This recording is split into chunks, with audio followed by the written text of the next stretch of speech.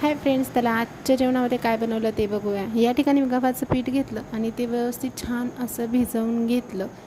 तर आज मी बनवणार आहे दोडक्याची भाजी, कढी, काळ्या मसाल्याची दोडक्याची भाजी, कढी आणि पोळ्या.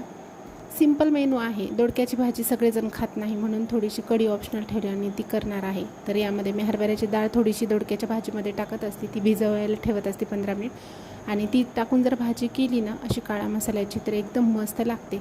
पण मला आवडत नाही, ती आमच्या घरात सगळ्यांना आवडते म्हणून मग मी माझ्यासाठी कढी केलेली आहे. 4-4 भाज्या ते करायला खूप कंटाळा येतो म्हणून आहे त्या पद्धतीने केलं.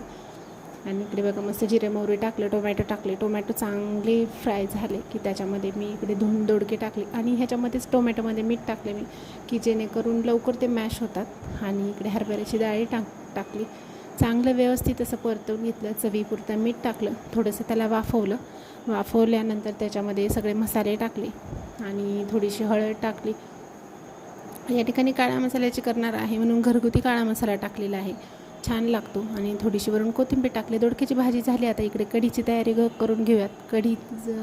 दही घेतलं, त्यामध्ये बेसन पीठ टाकलं, हळद, थोडंसं चटणी टाकली, लाल हिरवी मिरची बी खुडून टाकलेली आहे याच्यामध्ये तेलामध्ये, आणि अद्रक लसूण टाकली, जिरे मोहरी टाकली आणि इकडे कढी फोडणी घालून घेतली.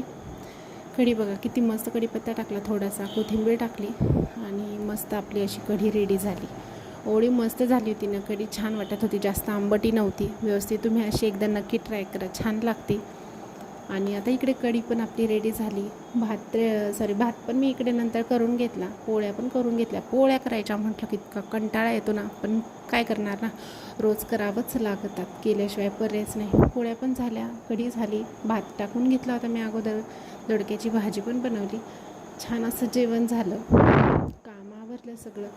बघा किती छान दोडक्याची भाजी झाली. आवडल्यास लाईक करा.